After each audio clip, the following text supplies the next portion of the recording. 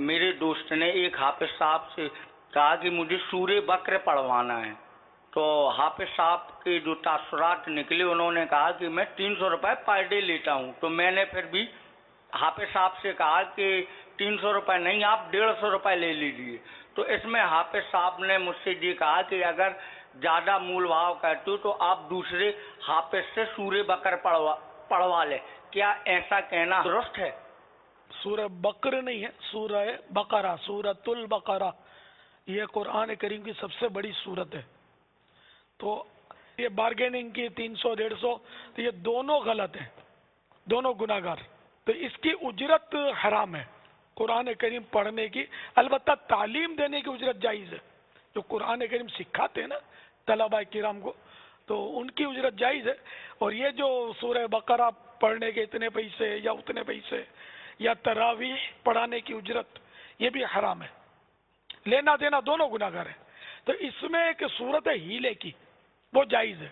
یعنی اگر سورۃ البقرہ پڑھانی ہے کسی حافظ صاحب سے تو یہ کتنی دیر میں پڑھ لیں گے؟ سپوز کریں گے 1 گھنٹے میں پڑھ لیں گے، اچھا حافظ ہو تو شاید 1 گھنٹے میں پڑھ لیں گے، لیکن یہ کہ وہ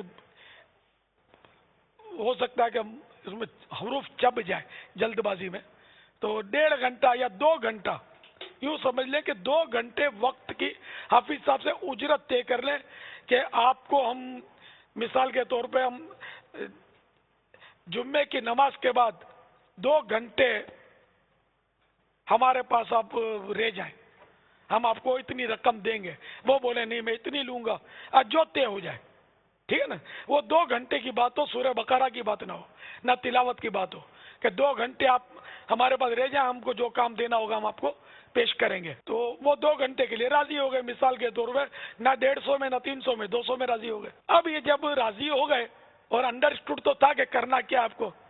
تو آپ ان سے فرما دیں کہ 2 گھنٹے آپ ہمارے ملازم ہیں، تو آپ اس دوران سورۃ البقرہ پڑھ دیجئے۔ تو اب حافظ صاحب جو پڑھیں گے نا تو یہ پڑھنے کا ثواب بھی ملے گا، اور اس کا ایصال ثواب بھی ہے، اپنے عزیزوں کو ہو سکے گا،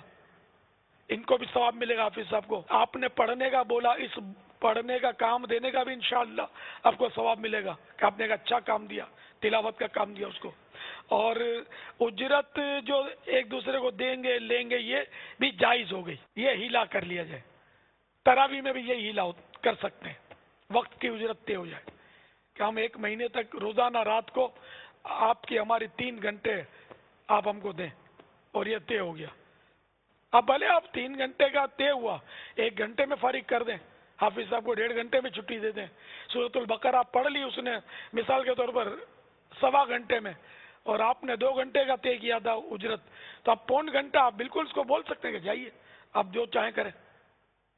تو حرج نہیں ہے اس میں۔ تو انشاءاللہ اس طرح جائز ہو جائے گا۔ یہ اگر سب طریقہ سیکھ لیں نا تو بہت، یعنی کہ یہ گناہ بہت عام ہے، یہ تیجوں میں خاص کر، اور آیت کریمہ اگر وہ ختم کرواتے ہیں تو اس میں بھی یہ مطلب ناجائز طریقے پر کرواتے ہیں، جو پیسے دیتے ہیں۔ اب یہ نہیں کہ ہم مانگیں گے نہیں، جو مانگا نہیں مانگا، یہ نہیں، طے نہیں کیا، یہ سب یعنی کہ جب کہ دلالتاً ثابت ہو جائے، انڈرسٹوڈ ہو جائے کہ اجرت تو ملے گی، نہیں ملے گی تو نہیں پڑے گا، تو یہ طے کیے بغیر بھی یہ ناجائز ہے۔ تو اس لیے وہ ہیلا جو میں نے عرض کیا نا اس کو سمجھ لیجئے اچھی طرح۔ تو آیت کریمہ ختم بھی کروانا ہے تو جن سے پڑھوانا ہے وہ جو بھی 20 30 50 افراد ہوں، ان سے کہ ہم آپ کو آج رات ہم کو آپ 4 گھنٹے دے دیں، ہم آپ کو 1,000 روپے دے دیں گے، تو 4 گھنٹے آپ کے ملازم ہو گئے۔ اب آپ بولیں گے یہ آیت کریمہ پڑھ دیجئے 4 گھنٹے تک، 4 گھنٹے سے زیادہ وقت آپ نہیں مانگ سکتے ان سے۔ اب وہ تبرعاً، اب وہ بطور احسان آپ کو 4 کے بدلے 14 گھنٹے دے دیں تو کوئی حرج نہیں ہے۔